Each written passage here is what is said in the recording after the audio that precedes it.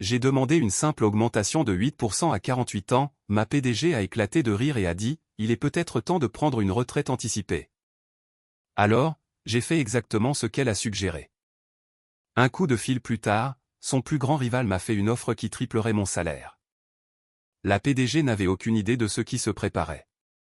Le rire de Nicole Walsh rebondissait sur les parois de verre de son bureau. D'angle, comme des balles ricochant dans toutes les directions. À votre âge. Ryan, nous avons besoin de jeunes talents affamés, pas d'employés historiques. Coûteux, s'accrochant à des approches dépassées. Elle ne put finir sa phrase. Sans qu'une nouvelle vague de rire ne secoue ses épaules, son diplôme de MBA 2. Harvard brillant sur le mur, derrière elle, comme un trophée de supériorité.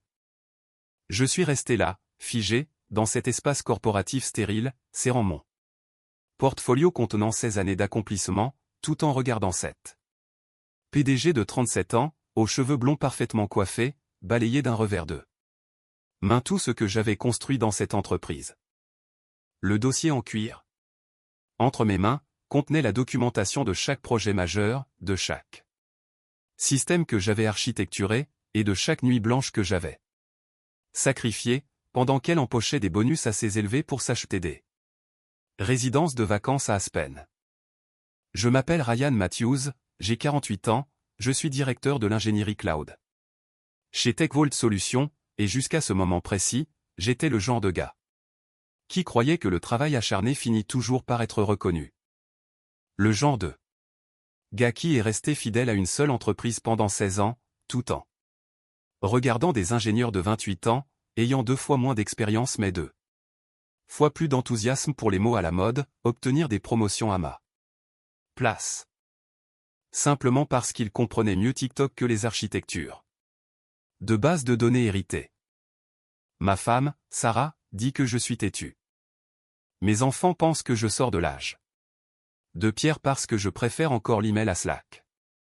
Mais ce que Nicole ne comprenait pas, ce qu'aucun d'entre eux ne comprenait, c'était que mon approche, soi-disant, dépassée, avait permis à leur précieuse infrastructure cloud de fonctionner sans faille pendant plus d'une décennie. Pendant qu'elle passait son MBA, et apprenait l'innovation de rupture, j'étais dans les salles de serveurs. À 3 heures du matin, pour m'assurer que son entreprise d'1 milliard de dollars ne s'effondre pas. Le projet de migration vers le cloud que j'ai conçu a permis à l'entreprise d'économiser 2,3 millions de dollars par an, ai-je dit, ma voix étant plus faible que je ne l'aurais voulu. Le cadre de sécurité qui a empêché 3 tentatives majeures de piratage l'année dernière, y compris cette attaque par rançongiciel qui nous aurait tout coûté. Les algorithmes de détection de menaces que Nicole balaya l'air d'un geste dédaigneux, ricanant toujours, tout en se renversant dans sa chaise ergonomique qui coûtait probablement plus cher que mes mensualités de prêt immobilier. Son bureau n'était que vert et chrome, avec des fenêtres s'étendant du sol au plafond, offrant une vue imprenable sur la baie de San Francisco. On y trouvait de l'art moderne, qui ressemblait à des éclaboussures de peinture jetées sur une toile, mais que l'on appelait « génie ». Tout était conçu pour intimider, pour vous rappeler la hiérarchie. Tout le monde est remplaçable, Ryan. Même les ingénieurs seniors avec des décennies d'expérience. Si vous pensez que vous valez plus que ce que nous vous payons, tentez votre chance ailleurs. Elle me fixa avec ce sourire de PDG bien rodé, qui n'atteignait jamais ses yeux, le même sourire qu'elle affichait lors des réunions trimestrielles lorsqu'elle affirmait que nous étions une grande famille. Peut-être est-il temps de réfléchir sérieusement à une retraite anticipée. Les terrains de golf sont magnifiques à cette période de l'année. J'ai senti quelque chose se briser en moi. Pas mon cœur exactement, mais quelque chose de plus profond, de plus fondamental. Le socle de 16 années passées à croire qu'un jour, l'expérience compterait plus que les préjugés liés à l'âge. Que la loyauté serait récompensée. Que l'entreprise que j'avais aidé à passer d'une start-up de 50 personnes à une corporation de 2000 employés se souviendrait de qui les avait menés là. Je comprends, ai-je dit calmement, en récupérant mon portfolio. Les pages tremblait entre mes doigts pendant que j'essayais de maintenir le peu de dignité qu'il me restait. À travers les parois de verre, je pouvais voir mes collègues faire semblant de ne pas regarder, leur tête plongée dans leur écran, alors qu'ils s'efforçaient d'entendre chaque mot de mon humiliation. Écoutez, Ryan. La voix de Nicole passa à ce ton artificiel d'empathie que les managers apprennent dans les séminaires de leadership. Vous êtes bon dans ce que vous faites, je vous l'accorde. Mais vous coûtez cher. Le conseil d'administration voit un ingénieur senior gagner 140 000 $, alors que nous pourrions embaucher 2 jeunes diplômés en informatique pour le même prix. Ils ont de l'énergie. Ils comprennent les frameworks modernes. Ils n'ont pas besoin qu'on leur tienne la main. C'est juste du business. Rien de personnel. Rien de personnel. Comme si 16 ans de ma vie n'étaient qu'une simple transaction commerciale. Comme si les nuits passaient jusqu'à minuit à déboguer des systèmes critiques, pendant qu'elle faisait du réseautage lors de dégustation de vin, n'était pas personnel. Comme si le fait d'avoir manqué les matchs de football de ma fille, et les tournois de débat de mon fils pour faire tourner cette boîte n'était pas personnel. C'est à ce moment-là que j'ai su exactement ce que j'allais faire. La réalisation m'a frappé comme de l'eau glacée, balayant 16 ans de conditionnement corporatif et de désir de plaire. Si je n'étais qu'une pièce remplaçable dans sa machine commerciale, alors il était peut-être temps de voir comment cette machine fonctionnerait sans moi. Je suis retourné à travers l'open space vers mon espace de travail.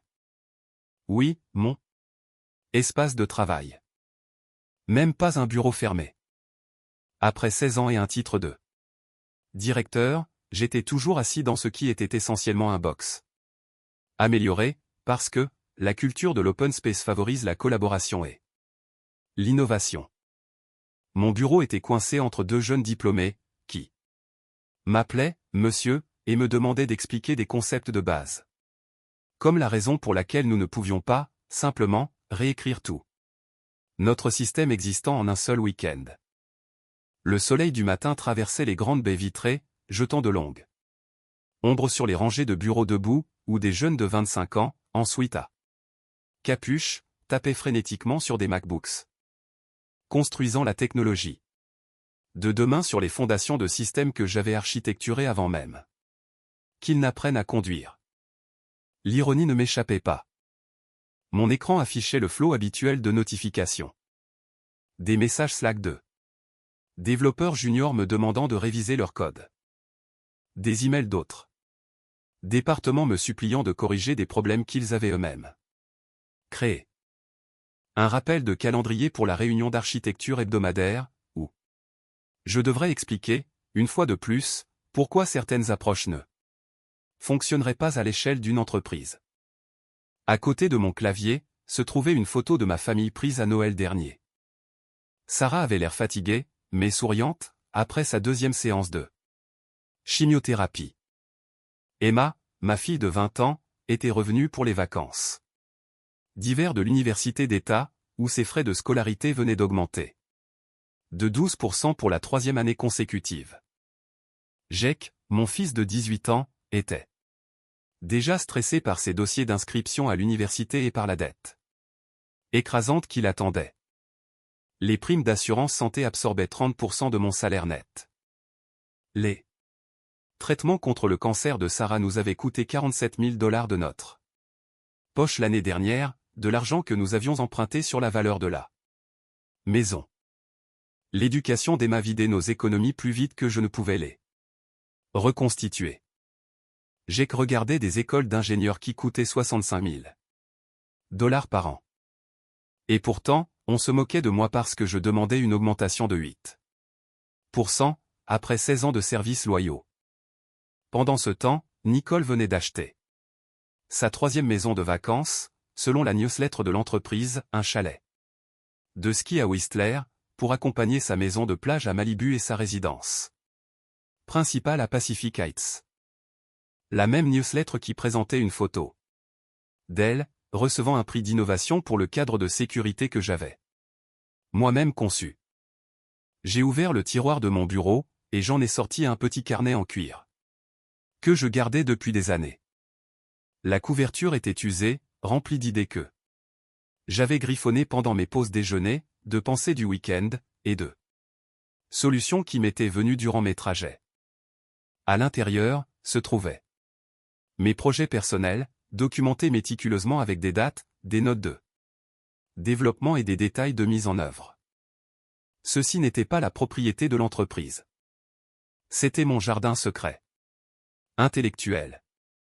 Le carnet contenait des algorithmes que j'avais écrits sur mon ordinateur personnel, des protocoles de sécurité que j'avais peaufinés dans mon garage le week-end, et des modèles d'apprentissage automatique que j'avais entraînés sur mon propre matériel. Du code que TechVault avait implémenté, sans acquisition formelle, parce que j'avais été trop confiant, trop désireux d'être considéré comme un joueur d'équipe. Trop naïf pour comprendre que la loyauté en entreprise est une rue à sens unique. J'ai feuilleté les pages, chaque entrée étant un rappel des nuits et des week-ends passés à construire l'avenir, pendant que ma famille dormait. Page après page d'innovation, qui était devenue la colonne vertébrale de l'avantage concurrentiel de TechVault. L'ironie était amère, Nicole me voyait comme dépassé, mais chaque système majeur, permettant à son entreprise de devancer ses concurrents, trouvait son origine dans ce carnet. Je me suis arrêté à mes notes d'avril 2021. Une série d'algorithmes d'apprentissage automatique, pour la détection avancée de menaces, que j'avais développé pendant le confinement. En haut de la page, écrit de ma main. Projet personnel, cadre de sécurité prédictif utilisant des réseaux neuronaux. Développé sur système domestique, 15 avril 21. En dessous, se trouvaient les journaux détaillés de mes commis J sur mon compte JHub personnel, horodaté et documenté. Ce que Nicole n'avait jamais su, ce que le département juridique de TechVault avait été trop négligent pour vérifier, c'était que je n'avais jamais cédé les droits de ces innovations personnelles. Le contrat de travail standard, que j'avais signé il y a 16 ans, couvrait le travail effectué pendant les heures de bureau en utilisant les ressources de l'entreprise. Mais mes créations les plus précieuses vivaient dans une zone grise juridique. Des projets personnels développés sur mon matériel, pendant mon temps libre. J'ai consulté mon compte JHub personnel sur mon téléphone, faisant défiler les dépôts que j'avais créés au fil des ans.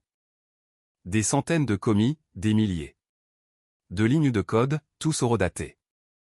Le système de détection de menaces, qui avait sauvé des millions à TechVault, avait été développé à l'origine comme un projet de week-end pour sécuriser mon propre réseau domestique.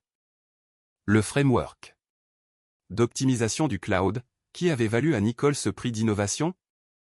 Jean avait construit les algorithmes de base, tout en expérimentant pour réduire les coûts de mes serveurs personnels.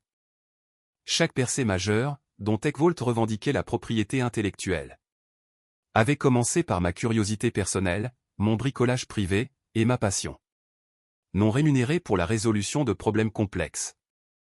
J'avais partagé ces innovations avec l'entreprise par loyauté, sans jamais penser à protéger mes propres intérêts, n'imaginant jamais que la société que j'avais aidé à bâtir se moquerait un jour de ma demande de compensation équitable. Mon ordinateur a émis un signal sonore, un autre email des RH concernant la newsletter trimestrielle. Le titre m'a retourné l'estomac, la plateforme de sécurité révolutionnaire de TechVault reçoit une reconnaissance de l'industrie. Il y avait encore la photo de Nicole, acceptant un autre prix pour un travail qui m'avait tenu éveillé pendant des mois. L'article la citait parlant de favoriser l'innovation et de construire une technologie de rupture, sans mentionner un seul membre de l'équipe d'ingénierie. J'ai pensé à mon père, qui avait travaillé 35 ans dans la même usine, avant qu'il n'envoie son emploi à l'étranger. La loyauté est importante, disait-il toujours. Prends soin de l'entreprise et l'entreprise prendra soin de toi. Il y avait cru, jusqu'au jour où on lui a remis une lettre de licenciement et une pension qui s'est évaporée lorsque l'entreprise a déclaré faillite. Ma mère avait fait écho au même sentiment, travaillant comme secrétaire. Pendant 40 ans dans un cabinet d'avocats, qui l'a remplacé par un système informatique lorsqu'elle a eu 60 ans. Ils lui ont donné un gâteau et une montre en or, puis l'ont escorté vers la sortie le jour même. Les entreprises ne se soucient plus de la loyauté, m'avait-elle dit après coup. Elles se soucient des profits trimestriels. J'aurais dû les écouter. Au lieu de cela, j'avais passé 16 ans à construire l'empire de quelqu'un d'autre, croyant que le dévouement finirait par être récompensé. Le rire de Nicole avait brisé cette illusion comme du verre. J'ai pris mon téléphone et j'ai fait défiler mes contacts jusqu'à un nom que j'avais enregistré, mais jamais utilisé. Scott Rodriguez, vice-président de l'ingénierie chez TechFlow Solutions, le plus grand concurrent de TechVault. Nous nous étions connectés sur LinkedIn il y a 2 ans, après qu'il m'ait contacté suite à une conférence technique où j'avais présenté un exposé sur la sécurité du cloud. Ses messages étaient persistants, mais respectueux, toujours professionnels. Son dernier message LinkedIn, envoyé il y a seulement 4 mois, n'avait toujours pas été lu. Ryan, je suis de près les innovations de sécurité de TechVault et je sais reconnaître le talent. L'offre tient toujours, dès que vous serez prêt pour une vraie conversation. Ici, nous valorisons l'expérience, pas seulement l'énergie. Nous pensons que les cheveux gris signifient la sagesse, pas l'obsolescence. À l'époque, j'avais été flatté, mais j'étais resté sur la réserve. J'étais fidèle à TechVault. Je croyais en la mission. Je pensais que Nicole, malgré sa jeunesse et son jargon corporatif, comprenait ma valeur. Comme cela semblait naïf maintenant. Mes doigts hésitaient au-dessus du bouton d'appel. 16 ans de conditionnement criait en moi de m'arrêter, d'être raisonnable, de ne pas couper les ponts. Et si ce n'était qu'une mauvaise journée? Et si Nicole changeait d'avis? Et si je pouvais trouver un moyen de travailler au sein du système, au lieu de l'abandonner? Puis, je me suis souvenu de ces mots, peut-être est-il temps de réfléchir sérieusement à une retraite anticipée. Je me suis rappelé son geste dédaigneux, la façon dont elle parlait de moi comme d'un vieil équipement à recycler, et son manque total de respect pour tout ce que j'avais accompli. J'ai pensé à Sarah, luttant contre le cancer tout en s'inquiétant des factures médicales. À Emma, travaillant 20 heures par semaine dans un café pour payer ses manuels, parce que son père ne pouvait pas lui offrir une vie meilleure, malgré 16 ans de loyauté. À Jack, qui commençait déjà à parler d'aléas. L'université communautaire plutôt qu'en école d'ingénieur, pour ne pas nous accabler de dettes. Ma famille méritait mieux qu'un père qui acceptait d'être sous-évalué. Il méritait quelqu'un qui se batte pour ce qu'il vaut, quelqu'un qui refuse d'être jeté comme du matériel obsolète. Nicole avait été claire, la loyauté ne signifiait rien pour elle. Peut-être était-il temps de lui montrer à quoi ressemblait la déloyauté. J'ai appuyé sur « Appeler ». Scott Rodriguez à l'appareil. La voix était chaleureuse, professionnelle. Sans cet enthousiasme corporatif artificiel auquel j'étais habitué.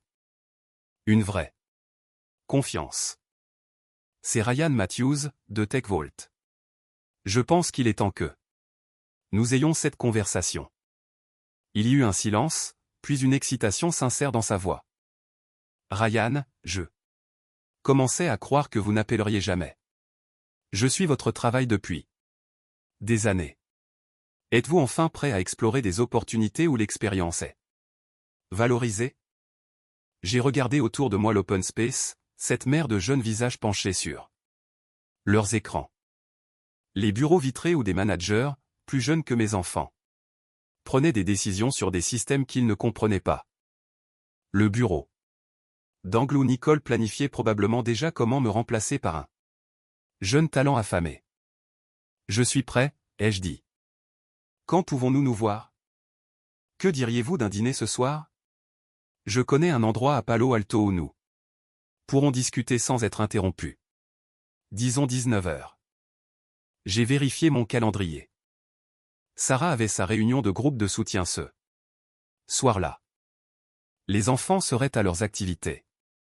C'était le moment idéal pour commencer à planifier mon avenir, sans TechVault. J'y serai, ai-je répondu. En raccrochant, j'ai ressenti quelque chose que je n'avais pas éprouvé depuis des années. Pas de l'excitation, mais un but. Le sentiment que je reprenais enfin le contrôle, au lieu de laisser les autres définir ma valeur. Nicole pensait que j'étais remplaçable. Nous allions bientôt découvrir à quel point elle se trompait. 4 heures plus tard, j'étais assis en face de Scott Rodriguez chez Alexander's Steakhouse, un endroit où les réservations doivent se faire des semaines à l'avance. Il avait passé un seul coup de fil pour obtenir une table isolée.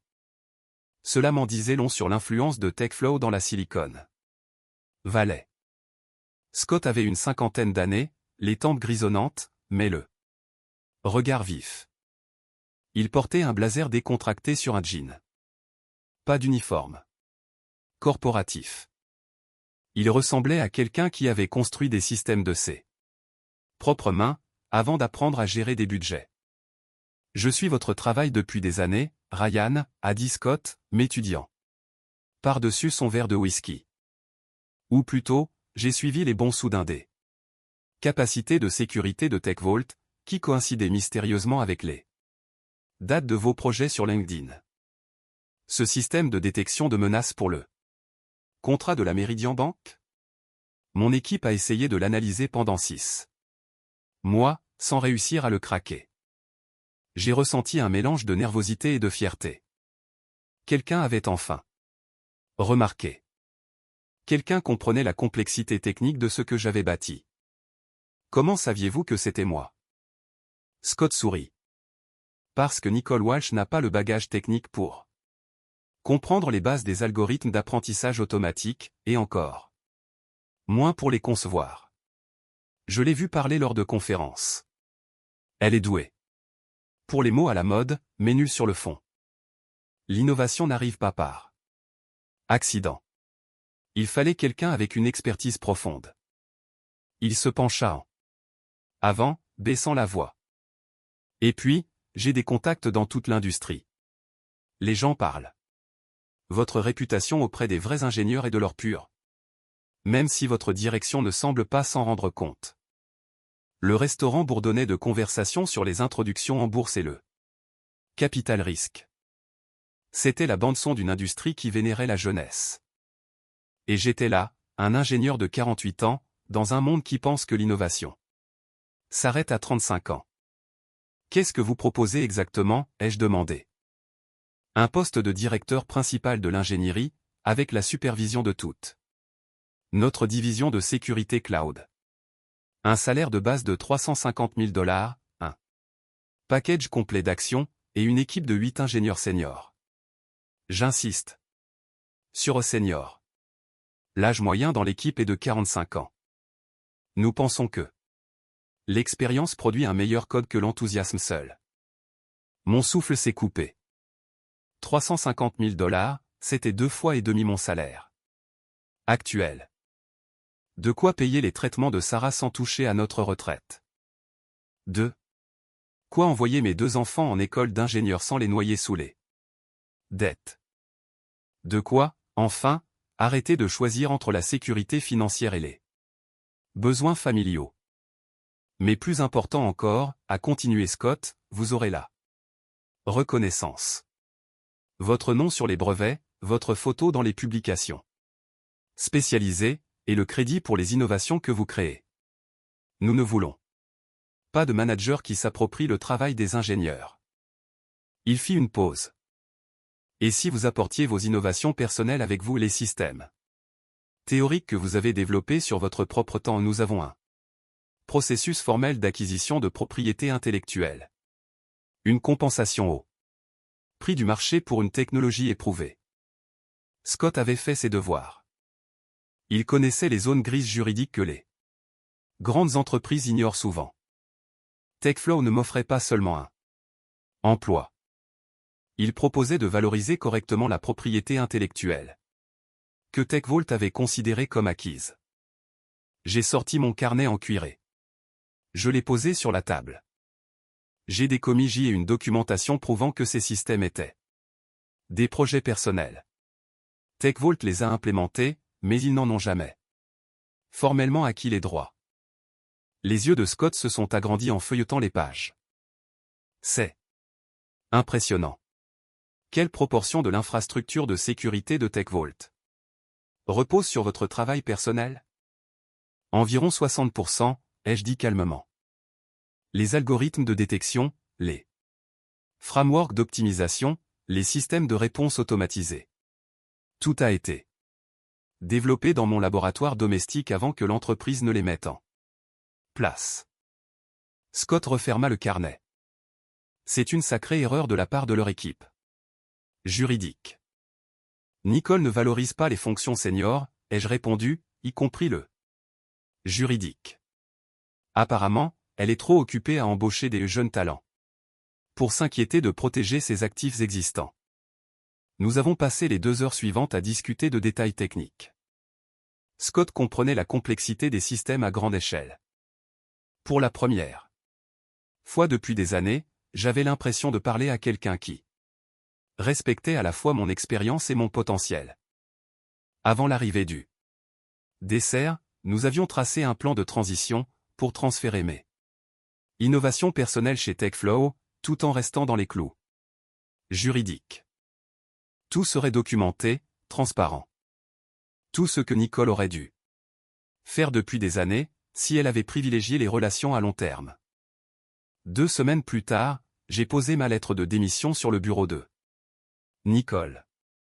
Imprimée sur papier à en-tête, soumise par les voies officielles. Professionnelle jusqu'au bout, alors même que je m'apprêtais à démanteler tout ce qu'elle croyait posséder. Elle leva à peine les yeux de son MacBook, son attention étant partagée entre ses emails et une visioconférence en sourdine. Ce multitâche permanent, qui passait pour du leadership chez elle. Un préavis de 2 semaines? Elle parcourut la lettre. Où allez-vous?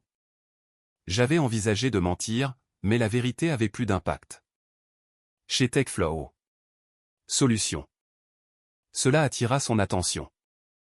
Sa tête se redressa brusquement, ses yeux se rétrécissant sous l'effet d'une émotion sincère, la première depuis mon humiliation. Notre plus gros concurrent. C'est un timing fâcheux. Nous sommes en négociation finale avec la Meridian Bank. Je sais, ai-je simplement dit. C'est moi qui ai construit le modèle de détection de menaces qui nous a fait gagner ce contrat. L'expression de Nicole passa de la surprise à l'inquiétude, peut-être même à la peur. Pour la première fois, elle calculait ce que mon départ pourrait réellement coûter. Nous devrions discuter d'options de rétention. Immédiatement. Peut-être cette augmentation de 8%. Disons 15%, plus une promotion au poste de vice-président. C'était tout ce que j'avais voulu ce fameux matin. Plus encore que ce que j'avais osé demander. Si elle avait montré cette flexibilité quelques heures plus tôt, rien de tout cela ne serait arrivé. Mais certaines portes, une fois fermées, ne peuvent plus être rouvertes avec de l'argent. L'offre de TechFlow est de 350 000 $ plus actions, ai-je dit. Mais surtout, il valorise l'expérience plutôt que les préjugés liés à l'âge. Elle rit, mais son rire sonnait creux. Il vous surpaie d'au moins 100%. Vous serez déçus quand ils réaliseront qu'un ingénieur de 48 ans ne peut pas suivre leur rythme. J'ai souri, porté par cette nouvelle confiance. Nous verrons bien qui sera déçu.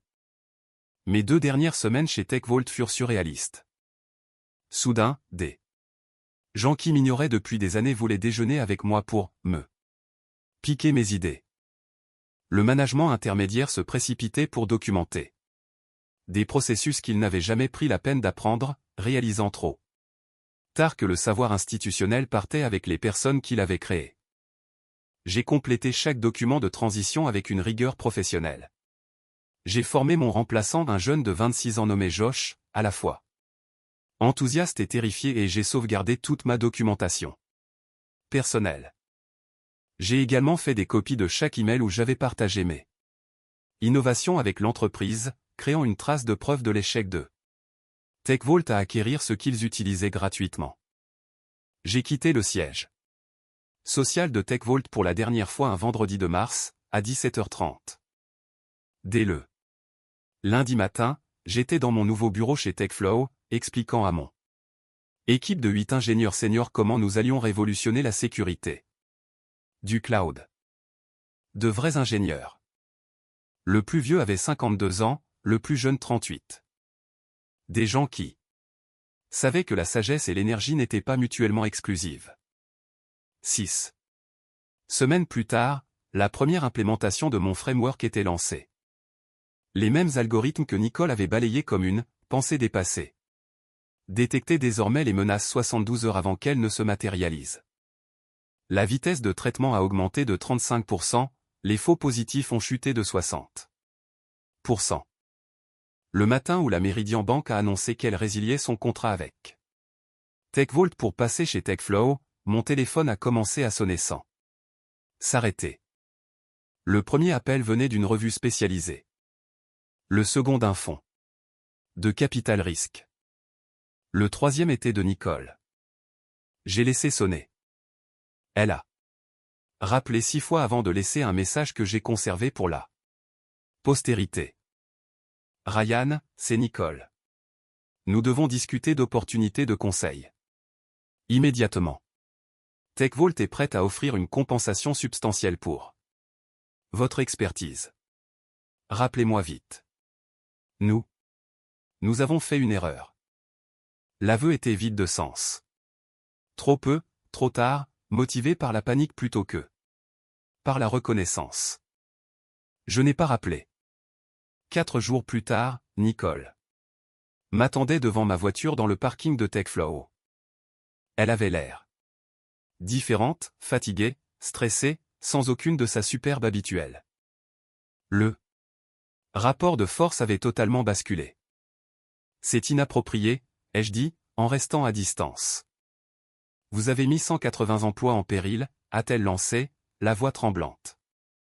TechVault fait face à une crise existentielle à cause de la propriété intellectuelle que vous avez emportée. Je n'ai rien pris qui appartenait à TechVault, ai-je répondu calmement. J'ai repris ma propriété intellectuelle personnelle, que TechVault utilisait. Sans acquisition formelle. Votre équipe juridique n'a jamais fait son travail. Et vous n'avez jamais assez valorisé le personnel expérimenté pour vous soucier des détails. Nicole s'approcha, le désespoir se lisant dans ses yeux injectés de sang. Dites-moi votre prix. Peu importe ce que TechFlow vous paie, nous doublerons. Nous triplerons. Nous ferons de vous le CTO. J'ai pensé à ces 16 années passées dans ce box, pendant qu'elle empochait des bonus sur mon travail. À ce matin où elle m'avait traité comme du matériel obsolète. Aux factures médicales de ma famille. Vous m'avez dit un jour que tout le monde était remplaçable, ai-je dit doucement. Même les ingénieurs. Senior. Je ne fais que suivre votre philosophie commerciale. Le trimestre suivant, l'action de TechVault a chuté de 47%.